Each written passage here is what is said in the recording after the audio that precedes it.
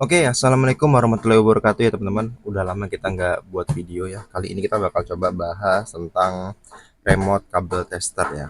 Ini hampir sama seperti tester-tester biasanya ya. Kita ambil dulu contohnya. Dia hampir sama seperti ini dan juga sama seperti ini. Cuma saya belakangan ini lebih tertarik ke sini ya. Nanti kita bakal coba jelaskan perbedaannya apa ya, keunggulan dan kekurangannya apa. Oke, ini kita taruh sini dulu ya. Karena ini alat pertama saya punya, terus itu saya upgrade ke yang ke ini, habis itu saya upgrade yang ke ini teman-teman.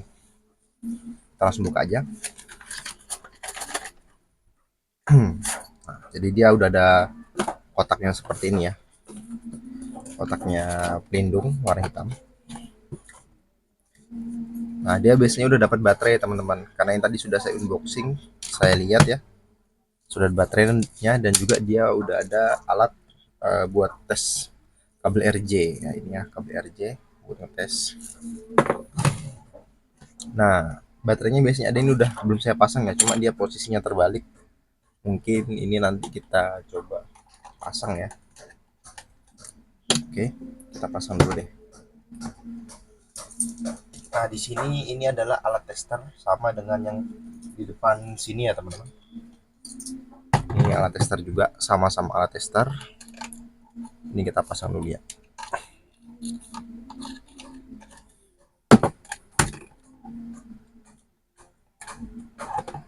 Oke, ini sudah kita pasang baterainya. Terus kita tutup lagi. Oke, ini kelengkapannya. Ada tempatnya, ada buat tes RJ, kabel RJ dan juga alatnya.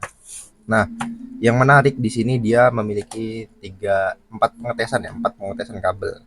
Yang pertama adalah kabel RJ atau kabel untuk CCTV ataupun antena. Yang kedua adalah RJ45. Terus yang ketiga adalah RJ11. Ya, RJ11. Terus yang keempat ini adalah USB ya. USB itu biasanya digunakan untuk komputer ataupun dari PC ke docking ataupun yang lainnya. Ini contohnya ya. Jadi dia kabel USB, keluarnya adalah data. Oke. Nah, kita bakal coba pengetesannya teman-teman. Nah, terus perbedaannya emang apa mas? Nah, dari sini aja kita udah tahu ya perbedaannya teman-teman. Cuma ada satu yang kurang ya kalau dari yang tengah ini. Kalau yang hijau ini dia itu hanya bisa mengukur ataupun mendeteksi kabel RJ45 dan juga RJ11 karena di sudah keterangannya nih RJ45 dan juga RJ11. Cuma dua kabel itu doang teman-teman ya, atau bisa dibilang cuma kabel data dan juga kabel telepon. Sedangkan ini sama juga RJ45 dan juga RJ11. Cuma kelebihannya ini sudah saya bahas di video sebelumnya, dia bisa mencari kabel jarak jauh. Misalnya kabel ini 100 biji nih, ini cukup ditempelkan ke kabel yang kita cari, terus kita tempelkan ya matanya ini ke kabel. Ketika kabel itu berbunyi nyaring, berarti kabel itu adalah yang tersambung ke mesin satunya. Tapi tetap sama, dia cuma bisa dua kabel aja, yaitu RJ45 dan juga RJ11. Oke, ini cuma bisa dua kabel aja nih teman-teman. Nah, kalau yang ini dia bisa uh, kabel RJ6 ataupun RJ59 ya. Contohnya seperti ini untuk CCTV. Tinggal ditempelkan ke sini. Terus ini ada bawaan alatnya ya yang buat kabel anten atau kabel RJ6 ataupun RJ59. Tinggal dipasang di ujung ya. Misalnya jaraknya 100 meter. Nah, tinggal dipasang ujung. Yang mana sih jalurnya? Gitu kan. Tinggal teman-teman pencet. Nah, kalau dia connect seperti ini berarti kabel ini masih bagus. Nah, terkadang di dunia CCTV itu teman-teman, kabel seperti ini nih biasanya korosi di tengah jalan. Ketika dia korosi di tengah jalan, nah misal nih korosi putus di tengah jalan, tinggal tempelkan aja no connect keterangannya. Jadi di sini ada keterangannya untuk RJ45, RJ11, USB dan koaksial kabel. Ini koaksial kabel nih. Di sini ada short ketika kabel itu misalnya nih short ataupun dia bersentuhan. Nanti yang short ini bakal nyala. Kalau connect ini benar ya. Kalau connect dia nyala connect berarti itu benar kabelnya. Tapi kalau cross ini biasanya ada persilangan di tengah kabel, biasanya terjadi ketika di ini ya, di kabel LAN. Terus no connection nih seperti yang tadi. Nih kita pencet, nggak terkoneksi karena ujungnya belum dipasang. Kalau kita pasang, dia connect. Oke. Di sini melambangkan baterai. Ini yang kalau yang di sini nyala itu adalah baterai bagus. Kalau di sini baterai sudah mulai lemah ya teman-teman. Ini yang pertama, kabel koaksial atau kabel RG6 atau RG59. Oke.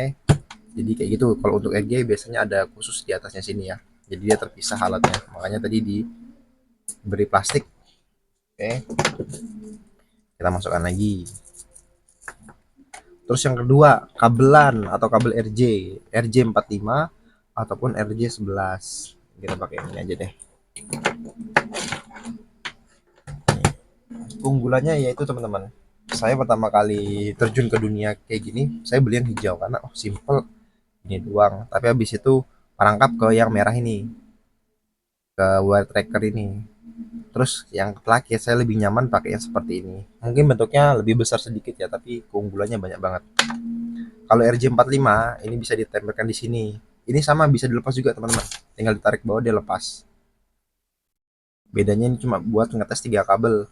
Yang satu kabelnya di atas tadi atau kabel koaksialnya. Ini kita tinggal colokkan nih. RJ45. Kalau dia connect berarti bagus. Nah, kalau connect ya khusus kabel RJ, kalau dia connect dan birunya nyala serta ini harus wajib nyala semua. 1, 2, 3 sampai 8 itu wajib nyala semua ya teman-teman. Kalau seandainya teman-teman habis ngerimping tiba-tiba nomor 3 nggak nyala itu berarti gagal ya, krimping gagal. Teman-teman harus krimping ulang dan harus memastikan semua angkanya ini nyala dan connectednya ini nyala. Oke. Kalau seandainya kita pasang, tuh dia tetap nggak connect. Tapi kalau seandainya dia nanti short ya, kalau misalnya short nih di tengah-tengah sini atau ada kesambung kabelnya, salah sambung, itu nanti dia bakal kebacanya short atau cross. Oke. Kalau short ini yang bahaya biasanya nggak bisa dipakai, bisa membuat perangkat tersebut rusak atau error. Terus kita pakai kabel USB. Ya USB ya. Di sini masukannya yang ini. Dimasukkan.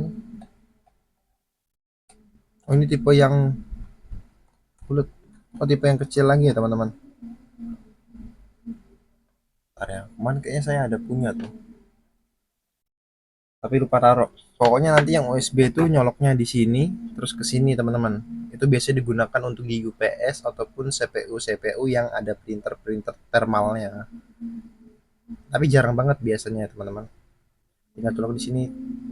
Salah ambil tadi ya teman-teman. Ini punya docking, saya pikir sama, ternyata beda.